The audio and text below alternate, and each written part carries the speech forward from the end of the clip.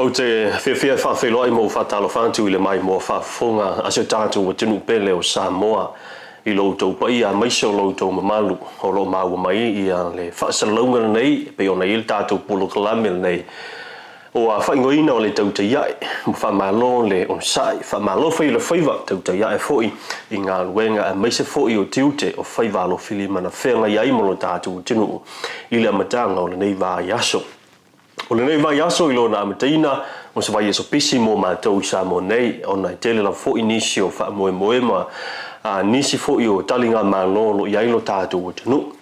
O le pisi leo iai Samoa i lo tātou o tunu o lo usuia mai Samoa le fono tele pe o na masani ai tu sanga te tasi le kalesia wha aptonga kewisiano Samoa po le whakasa leo lo usuia lo fisa tu tonu o le kalesia i malua ia e pela foi na masene mo sil fia la tunu o la masina la vo me usui ai fono nei pitai na o tausanga len tu nei na yesina swinga ia mniso nei tausanga ua mavai atu le o mau ia le sa usui ai fono le masina o setema tausanga le uto nai ona o tu langa nei ai lu tatu tunu i vavao le covid tanu mai le lua festival bale vai pau mai le tausanga len tenei le fata atu usui ai masina le o setema ia o le tausanga la nei le uto e foi mai lava ia le fono nei e pe ona ia ile ka lena lava ia le ka le sia fa tonga ke Cristiano Samoa ile masina me ia pe ona masina ile na fono tele ai o le vainga na u ia Samoa ile ngata la o le fono tele le lo usuia mai lo tatu tunu wa mau ai foi la vanoa anisho tatu ainga sia ai lo tatu tunu manai ainga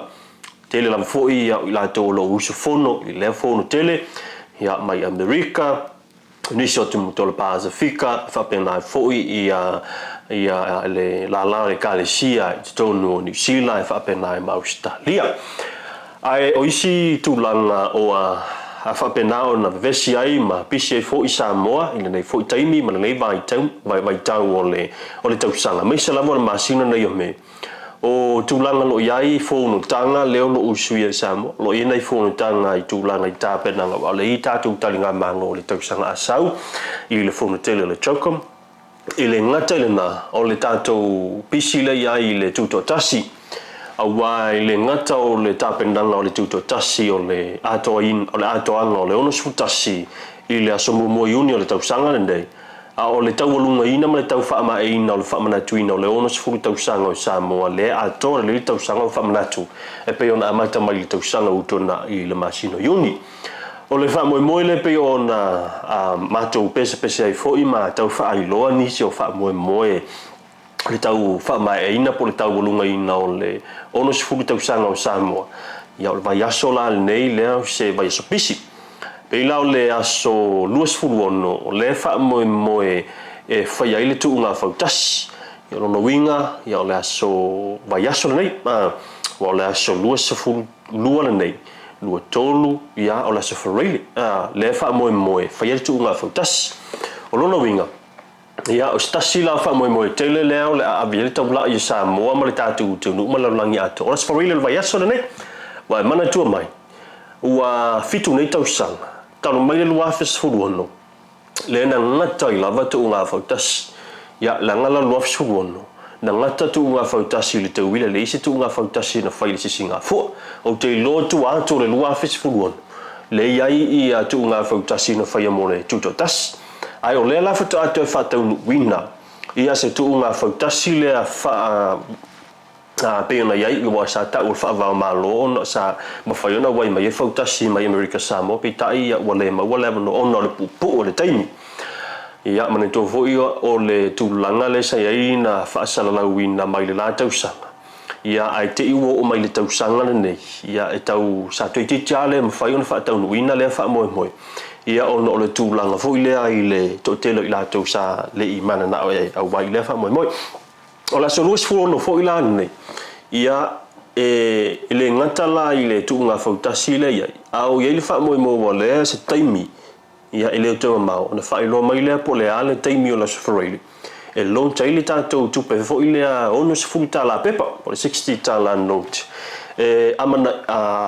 fa pena na fa ilo nga ile le ato ai sa mo no ono se fu tausanga ele fa la wiloa la pe o reveal no winga ia official ala le review le aso reveal like ia ma fa la wiloa lo ia pole ale ata ilunga le ono sfuta la ala fo ni ona fa mtalanga tauna e silfia ia ai le tulanga la vile tau lungo ia me umba ia ole am fa yo na mawala bono e te mai mo ilunga le tatu wala ata nei ole Bluwave ai na on tau fa ata mo silfia ia ole fo ia fa mo le tatu ona nei Bluwave tu sa o ina tu nisio fa mo ilanga ia toile ile ono sfuta se tau sa mai sole tau lunga ile ono sfuta usanga o Samoa le lua se fulu male tolu ia ele ngata la ile vaenga le na lo pisi lo tatu tunu ole stulanga pisi le le vai aso atole le ia le ufa nga solo ita longa fo ile ta u le Samoa Games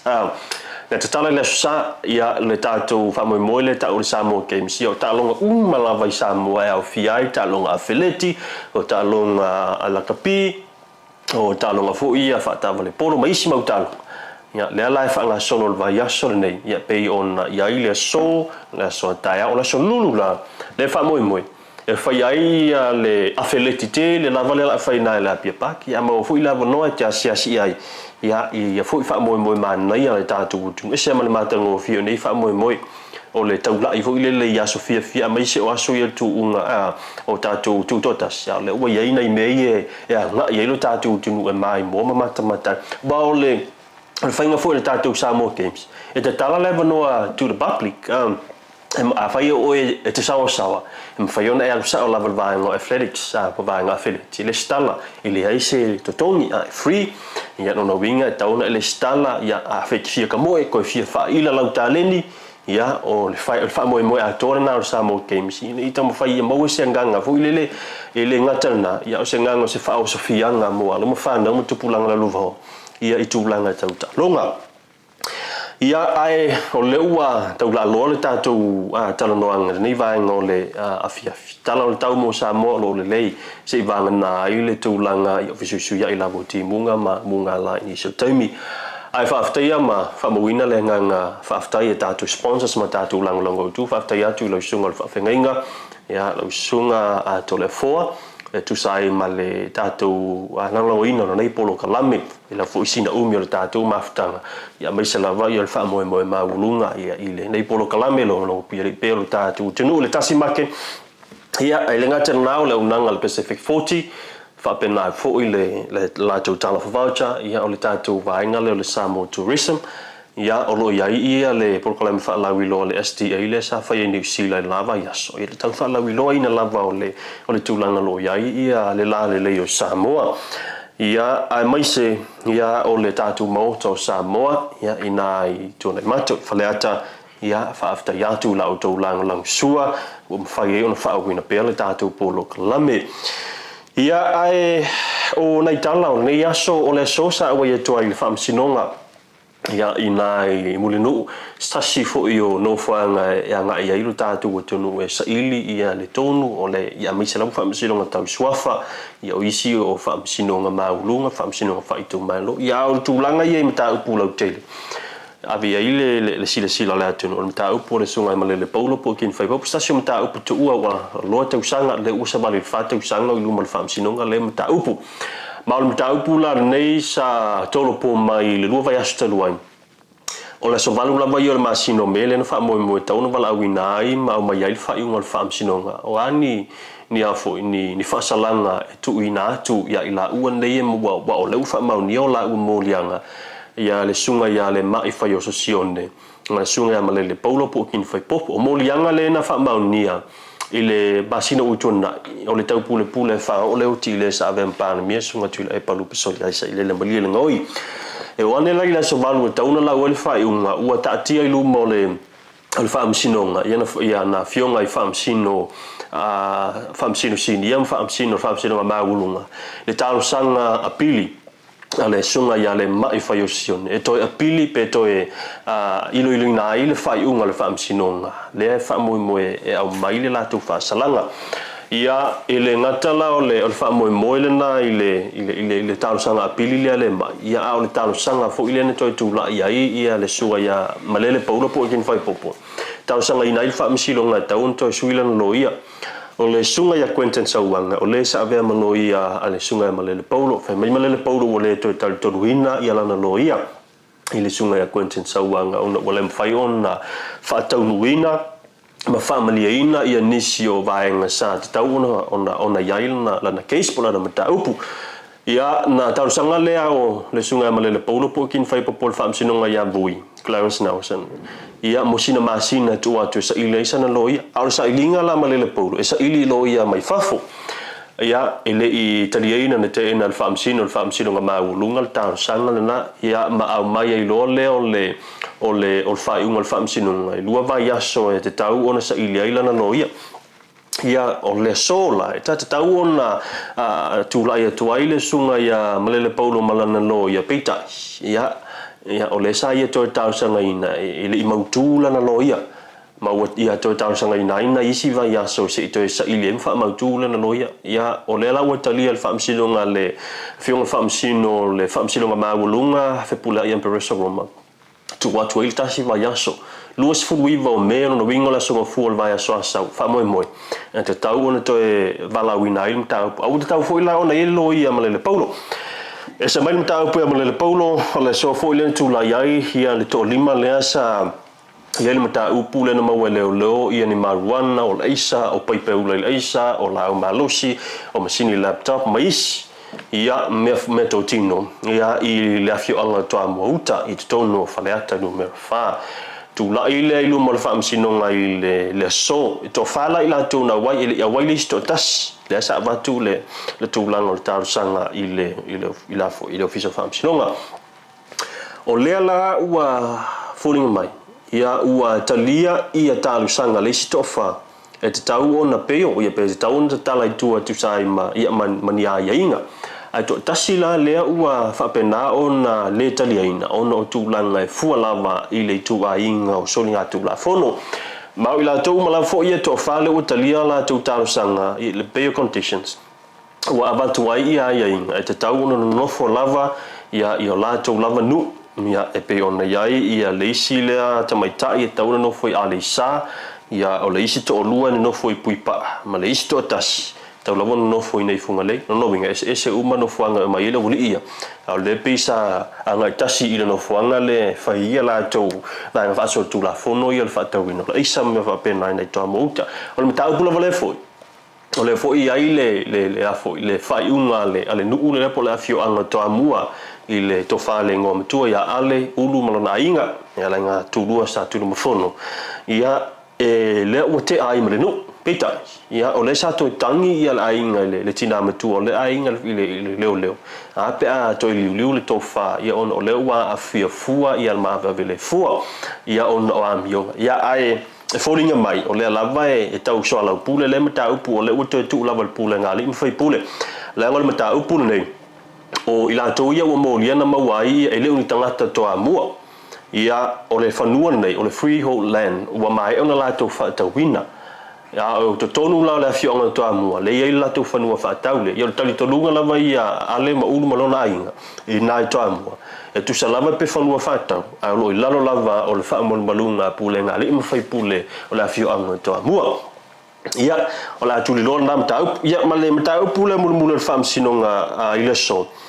o se tasu tamai tai sa ave matanga te fainga luenga o le ua molia nei le fam sinonga ile lima tango vale lima tango ese foi po le ngoi a o ave matanga te fainga luenga ila uia calculations a fene nei wa o le tulanga len fene tu sa e ono lava ia na fa ono na faia tamai tai nei ia ni ngaio inga fa sol tula fono o le to esea po le ngaoi po le avesea mai o me to tino le fama chole uno loa le sa fainga luenga na mata mal masino February aina wa mawane ya fato a mawane a ile aso se fulu maleiva o mati o le tau sanga le nei lua felu suto moli lo fam sinonga ai pena mata mai lava na o nai o lo la iti lava ya wa lua irwa ya mata na ave ma me la po mete ila ula calculation sa fa fa poponga wa sa to lo mai ia ingo items ia ma me o lo fa tasi malato tau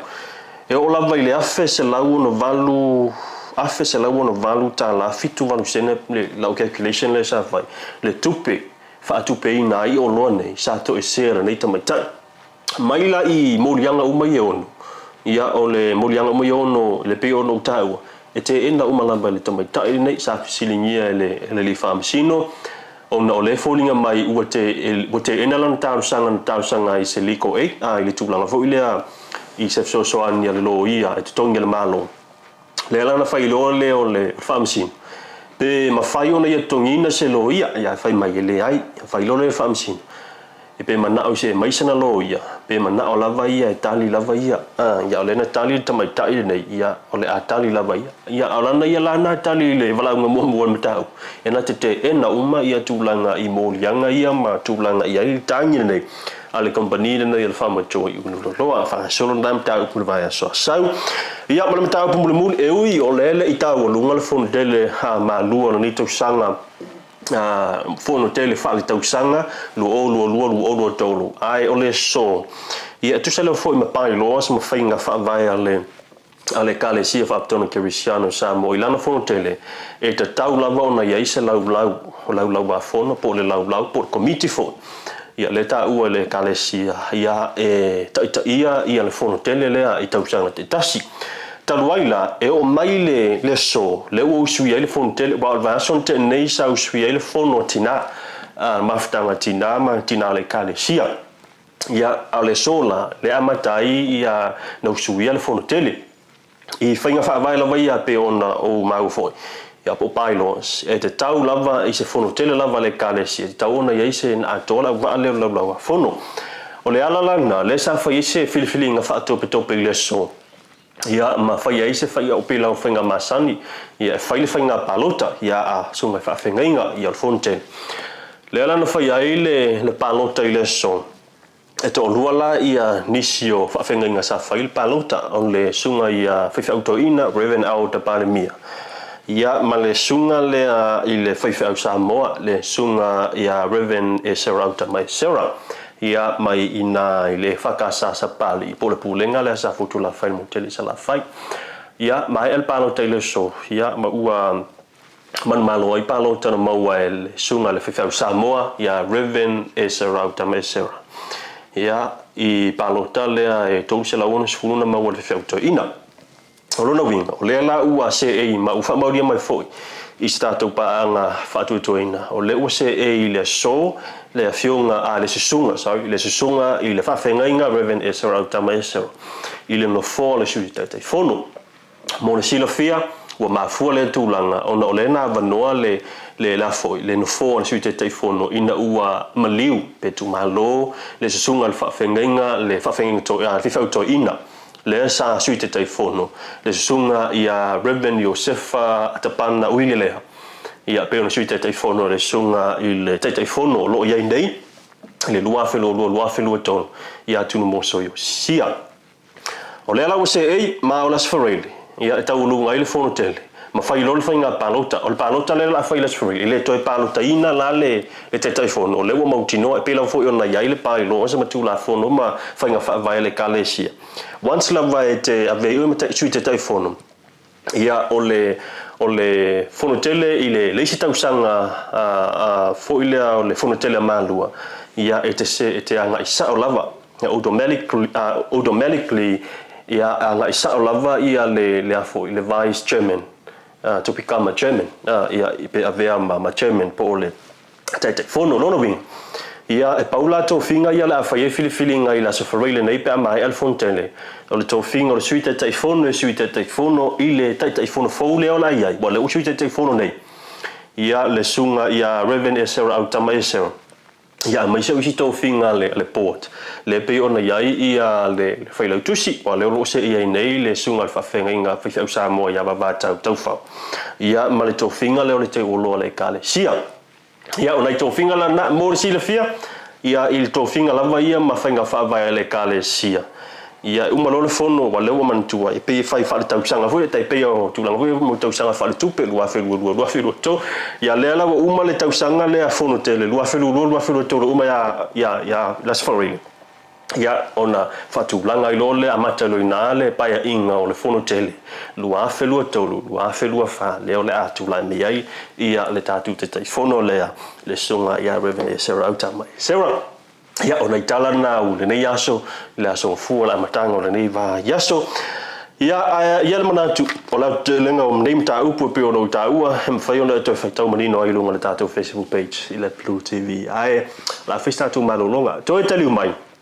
ia o la ia stato wa fatalonga ia ma le tato sui foi po le faululunga foi lo ia I te mire nei le tato banga le mental health ia ina I mtotua le fionga ia Seiulialii Dr. George Tuitama nisi foi nei mata upu ia pe on pu e nai ia le tato interview le po tato fatalonga ia le falepui nai tonu malala ia I le aso sa wa ia toi foi ia I le stasio fa moi ia ina I le falepui ia le tamu fai tolengi mfaingi training ia inisio I la tu lo nga ru falepui ala nga yesu tatu malolo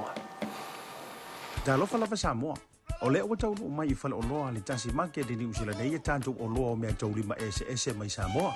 e pe o fue ma to o launga tuinga matano panuava ula fala ula nifo titi furumua fa pea manifo oti Maleano no yo nisio me tau lima ese te filifili mo yai mau fo ia tanto tau mafa ese mai Samoa e pe oia ula mafe fa pea talo ulu mafa ise tau o fietele pala au nei lole numero lo o ilunga mo nisio fa matalanga le Tasi Market le tali o longa nao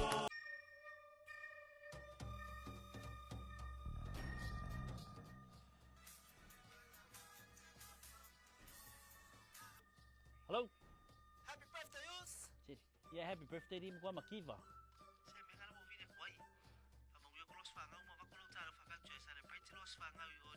Sorry, e fia po. Ah, seri. Anga me kasi swanga o fsi pe fia po. Uso, kan yung ko kongi member fufu. Yeah, okay, so ifo. Pauso. Thanks, sis. Send love to the family. Okay, bro. I love you. Love you. Maroso. Oh, talo ko welcome to Thomasin. Maro. Pe pe. Talo for matcha.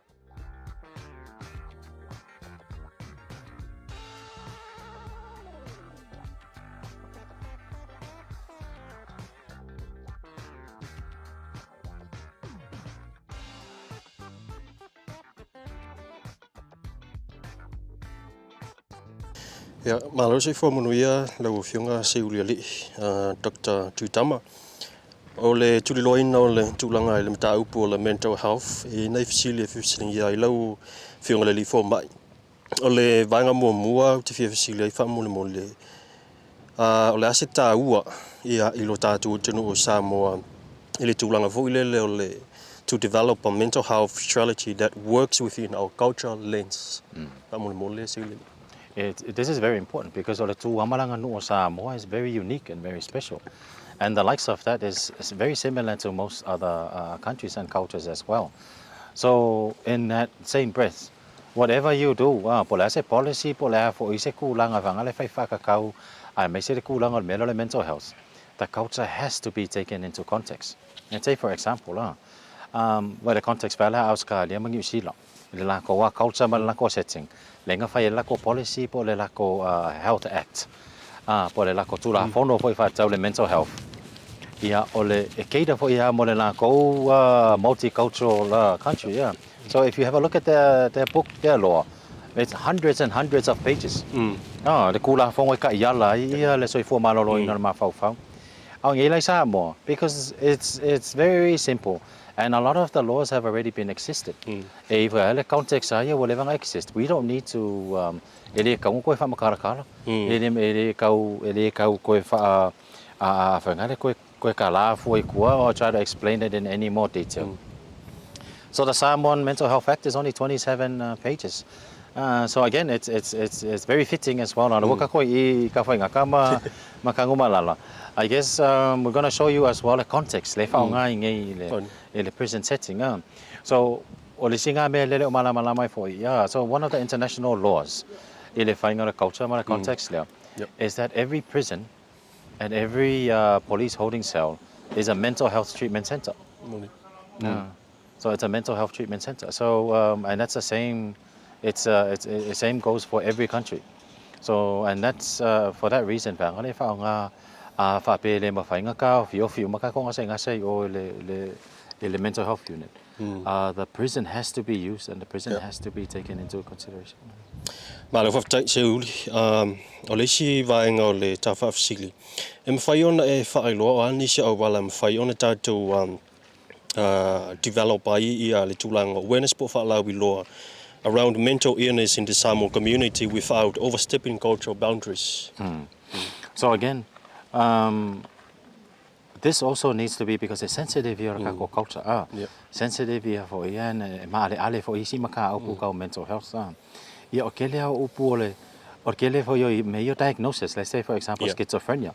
There's no translation. One English word is not translated to one Samoan word. It's translated into a sentence. Yeah, wofiwa ka ngaka e ofala setting le wofiwa ka mga translate those words. But it's not that we refuse. It's just that we say it's culturally inappropriate. You know, ele paper security or Samoan security or sekulati. Ele fa penga wana schizophrenia. Afa Samoan schizophrenia or schizophrenia. Pose upu fa penga. E kakanga fangale that they came up with some of those words. So to address this, it needs to be addressed in every level. And every level we need to start from education. The earlier the people build awareness into it, like it should be easily discussed down in primary school, in high school. Like say for example, there are kids in Australia, 9-year-olds are being bullied. They don't know that they're being bullied. They just feel sad.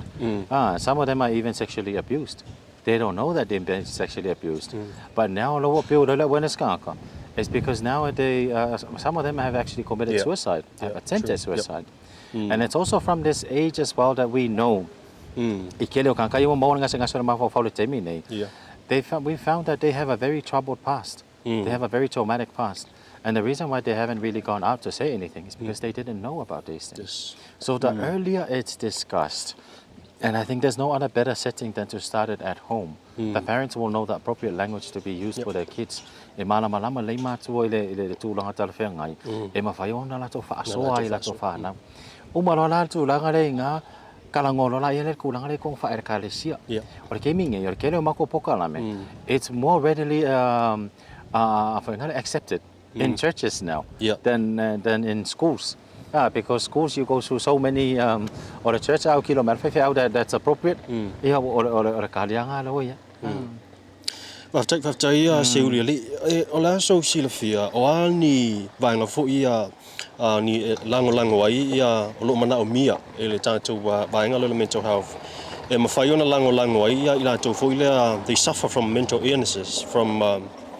government, the NGO perspective and also for Samoans abroad. Sorry, can you answer that again? Ole ase what kind of outside support is Samoa needing when it comes to supporting people who suffer from the mental illness from government, the NGO's perspective and also for Samoan abroad? I think we already have, you know, I want to say that we already have plans in place. From the best one that we need so far is mainly the expertise.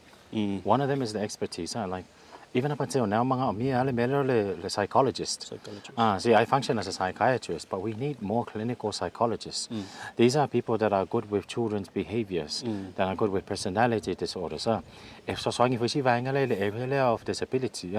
So the sharing of these specialties and specialized clinicians is the first thing. So sharing of people to do the work. Second is sharing of people to actually teach the knowledge. So when you have people that are coming in and helping us do our research, like we're not asking them to come and do our research, we're just asking them to come and help do the research. Let's say, for example, for like now, Auckland University. So now the Auckland University is letting us lead the way. Is sharing supervising. We tell them, oh, can you have a look at our proposal? Or our wording? Can you look at our ethics document? Or can you have a look at how we're doing the survey? So that's the second thing. The first is clinical hands-on work. The second is the knowledge, and the third and final is mainly the sharing of different opportunities for training. Again, a lot of these, there always comes down to the finance and the financial help. So there's no doubt mga omia lavale le kulanga fare kupe po le kulanga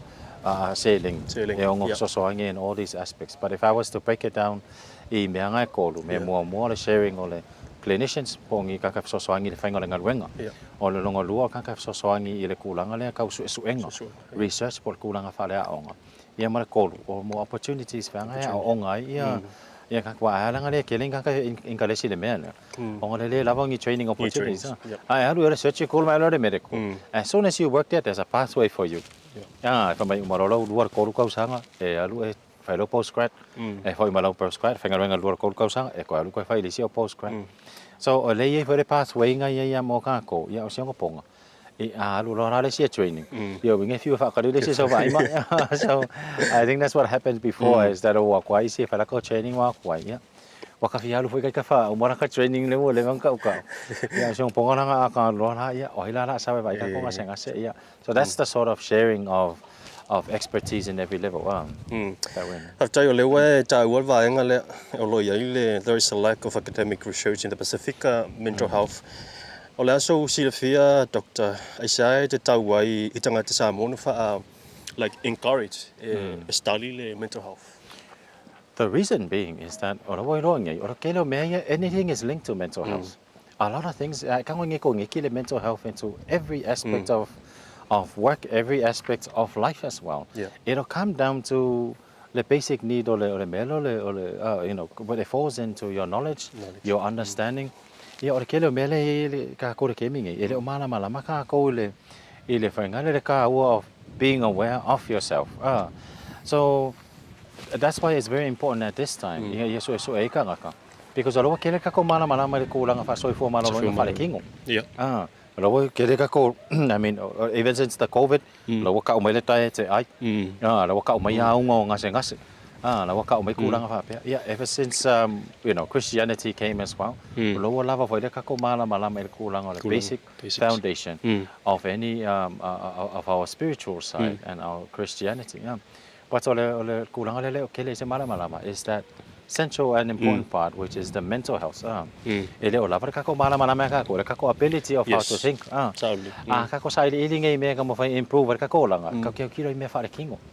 We don't look at, we hardly look at saying, how can I improve the way I think? Let's say, for example, a very common thing you ask the little children now, what do you want to be when you grow up? That's a materialistic thing. I want to be a doctor. I want to be a fireman. That's focusing their mind on something that's stable, that's already there. But what do you want to solve when you grow up? What kind of help do you want to provide for the country? See, that's a different perspective. That gives them a different frame of mind. So again, you know, it's changing that perspective of specializing and try to signify.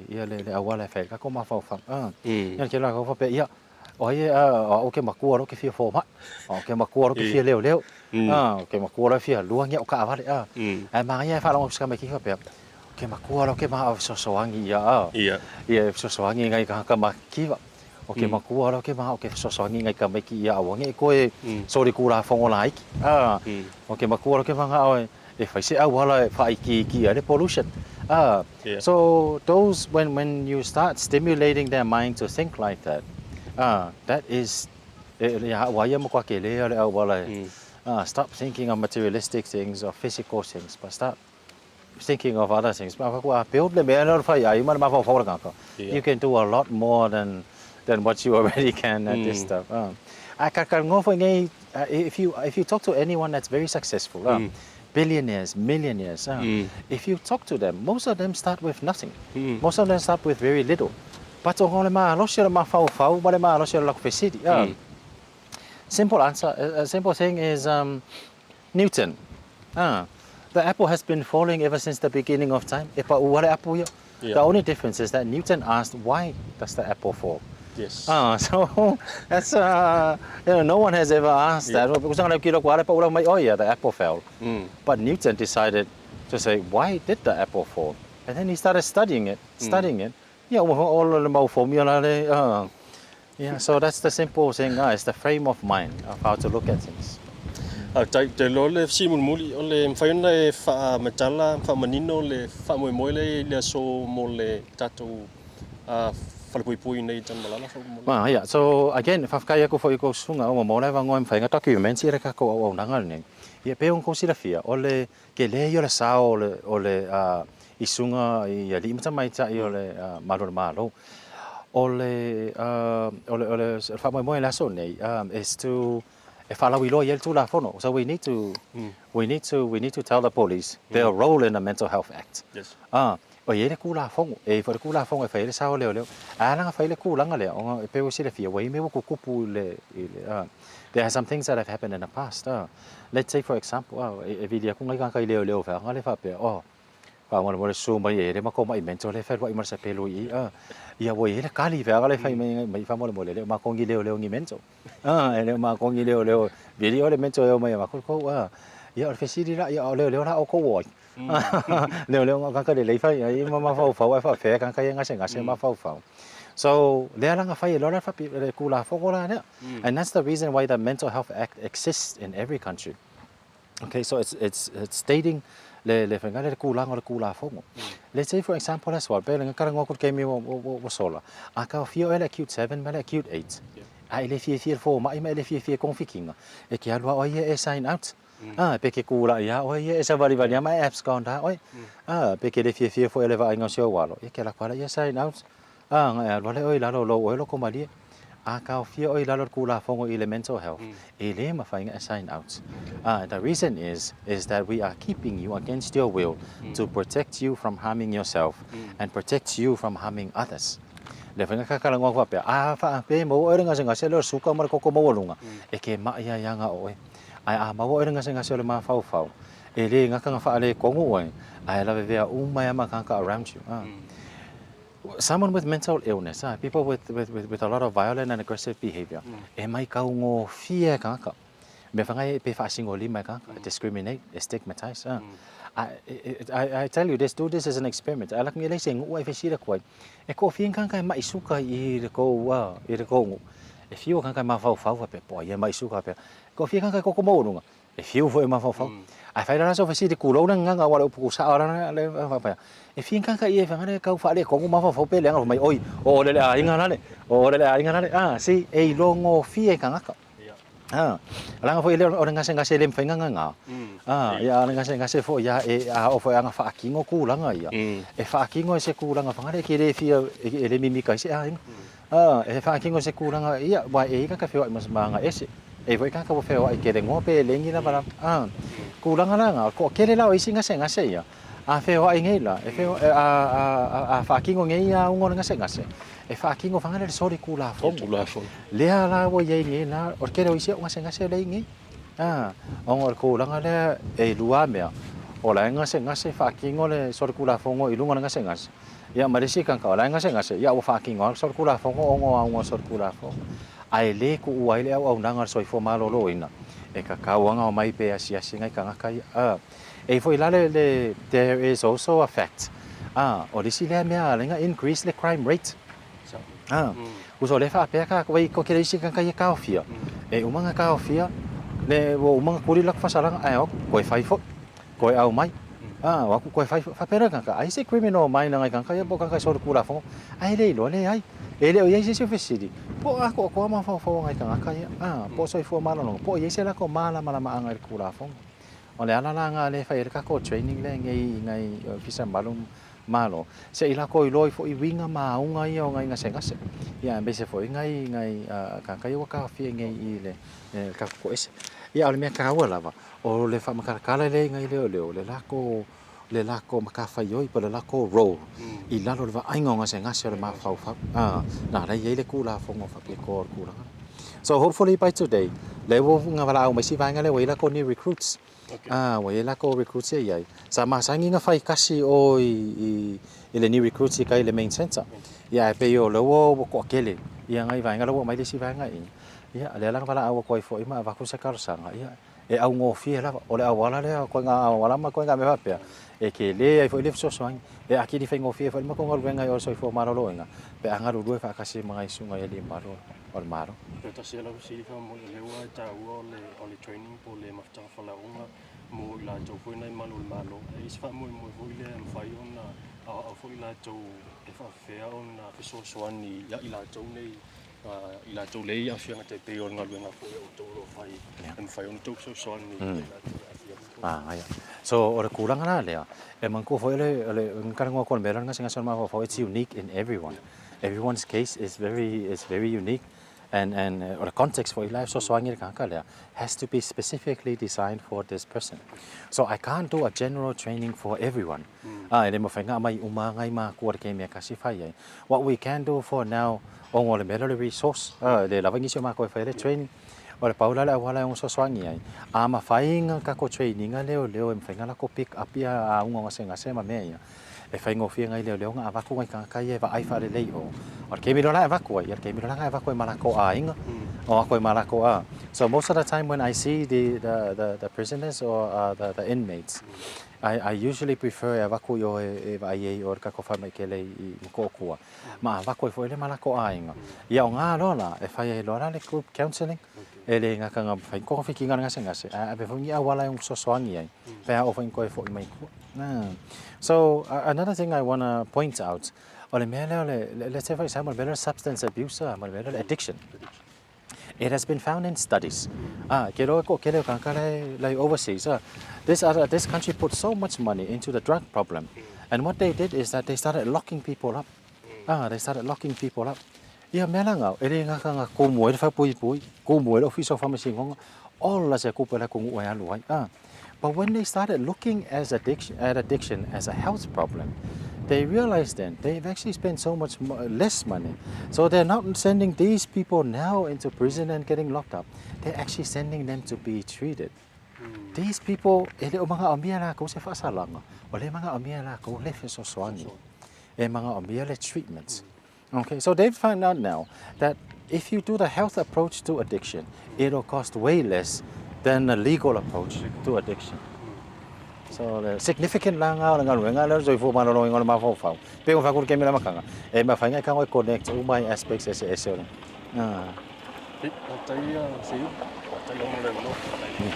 No worries. Không có mix vậy. Just give me a second, eh? Hello? Auntie! Oh, Mayuko! Cho điều số, con ai xem mày sao cũng quen anh chị phạm rồi mà lunch mà đâu kìa. Baby, what do you want? Barbecue. Okay. Chị phạm mua đi số đi. Thanks. Love you to the family. Okay. Hello, Vaku. Yeah, fancy. Barbecue? Yes. We have the barbecue, please.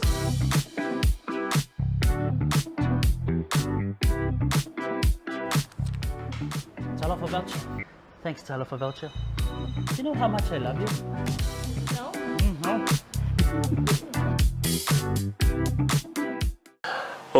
Tôi phát trao phá chú mà lô lắm mà lệ on sai lo ta chú chú nụ ấy mà nãy chú on nãy qua mà phôi này phát sinh là mà lô xí mà sẽ phôi ya mà phôi ona phôi này phát mà lô stino phát mà lô phôi là chỗ chơi lo ta chú nụ này phía phi mà từng phía của ta chú vậy on này phôi ya song phua là song lúa phun lúa on là machine là này ya o me ona le tau sanga lua fe lua se fun tolu ewi on lea ele I fo ele I manu malo pe manu ia tau mawhainga le tātou manu Samoa ia ai e manatu sa whaafia ina lau mai moa sa whaafia ina lau tapua inga I tūlanga isa isa umatamata fo I ana po ia ma se taimi o le o whanga solonga o lea fo o le tālonga le o ili momoso taimi te matamatai pu games ana ona pola na umatamatai I le tātou kota whaino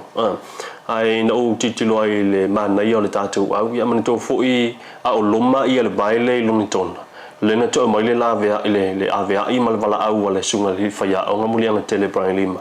mana o mia nisi o alama whanau ona e tō lima nisi o alama whanau na lave vea I le mai ai o le vai fōi le tolu si whalani ia na toi malanga mamao to ala ia ni sio mai se lavala o le sunga mela ni matabao le ni toi malanga tu ni sa mo le si vaenga ia e mau falani le si o ni usila le si ia le ala na malanga tu ai ia ma anga fo ile camp le sa fai ai o le tu langa matautia ia o le ile o fo va maliko e wi pe ana fai atu wi le e ai sa tilo ai le se li fa malia ina la na tapuinga ile tu langa sa ia while vai muli this is the final leg o le HSBC series lua felus fun maton le pe ona ia ilo tona ma o le vai ta u fo ile sa ta un ta tu manu malo ia he sa ilia ilo ta tu wa no mo le Olympics ile tausanga ai o le mo ta tu wa no e ia ni so ta longa sa ilio ta tu wa no later this year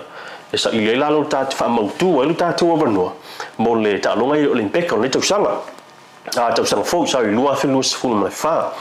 ia ai o le tulanga pe ono fa e matua mimita fa ia lo ia tanga tamata ile tulanga ia ta longa misa lava o le tulanga ma tu mati ele sa fa ia ele sunga ia ba maliko a pelu maliko tolu lava va nga te tele ia sa mo le sunga ia ba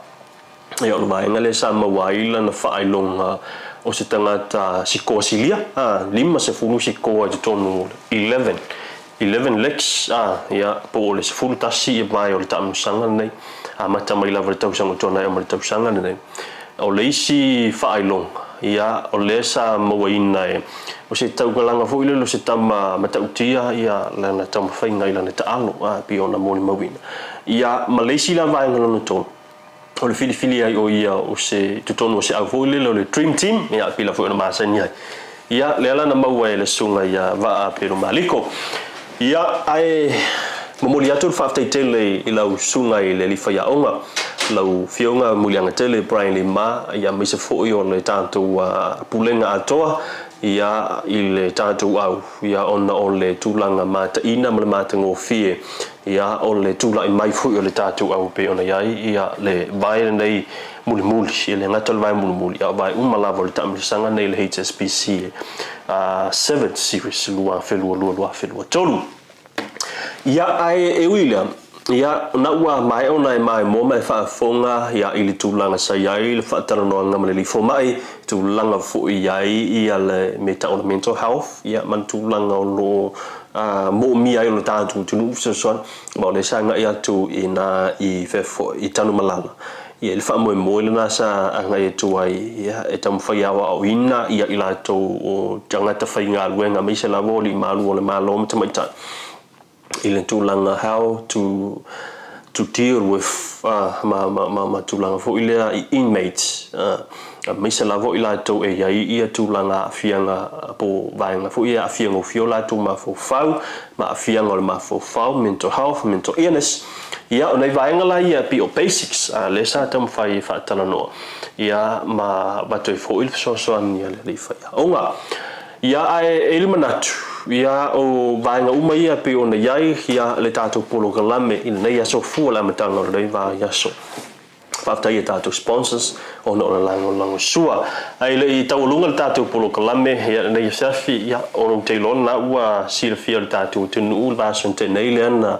a fasalawina ilunga le tato ala ta ilunga le tato Facebook page ia ni so tato vano fenga ruenga mo le tato office sa mo nei ia nei te ua ia fo se no fo New Zealand apalai mai ia ai ole tatu of no nei ia vano fainga wenga mole office sa mo ele office New Zealand no winga e na ula to le au mau tonu Samoa e apalai ile vano fainga e lua la tatu avano fainga wenga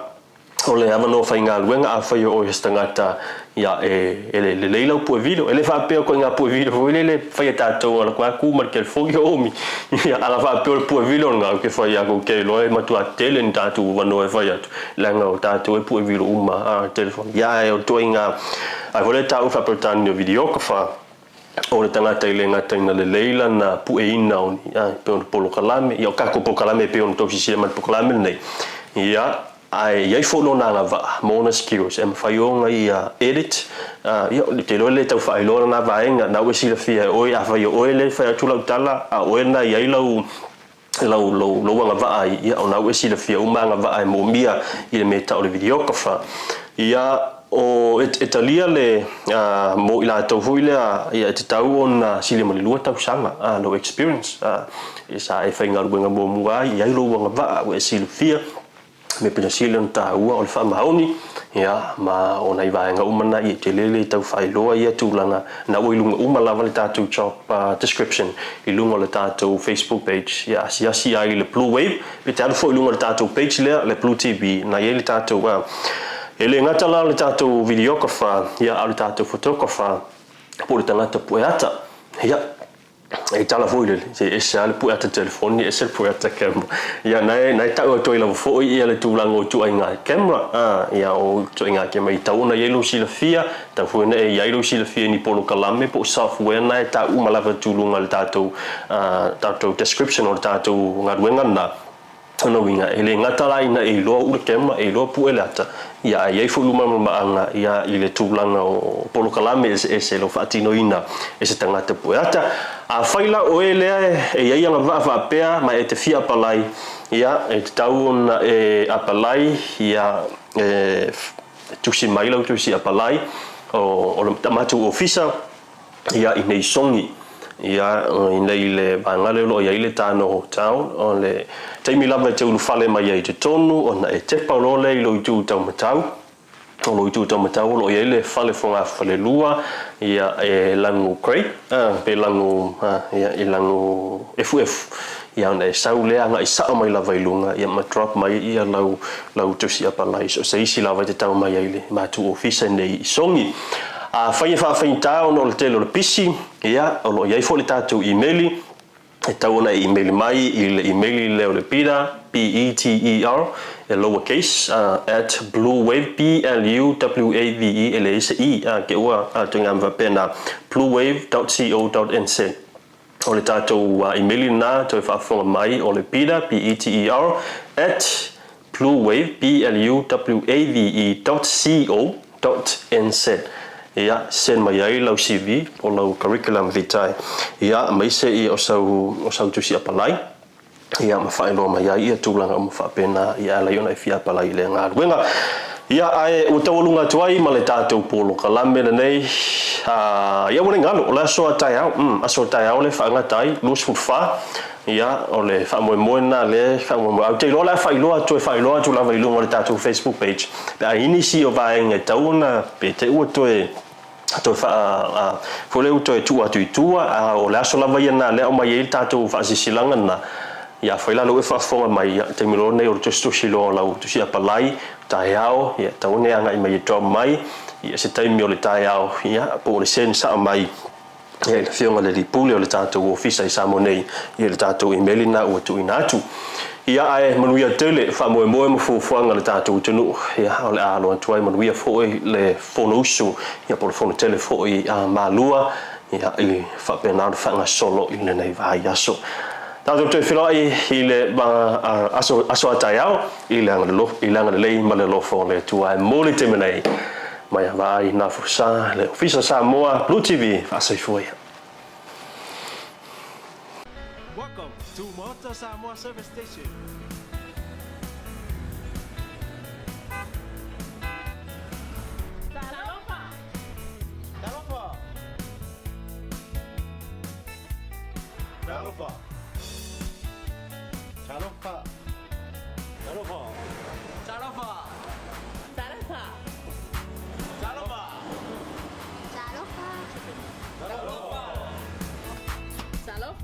Ua iai foi au nanga i lunga al Pacific 40 ma le maua app mo nai tatou ainga o lo alala i atu lo mau.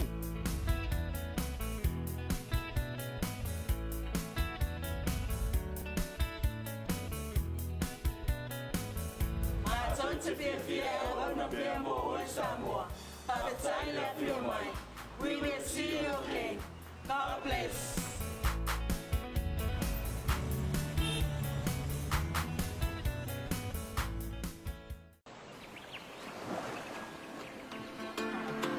Now that is beef. You think that's beautiful? Look at this. Nah. Waves without crowds, this is beautiful. No, this is beautiful.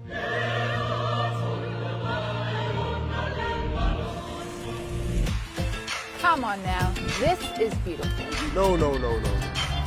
She is beautiful. Now how's this for beautiful? No, this is beautiful.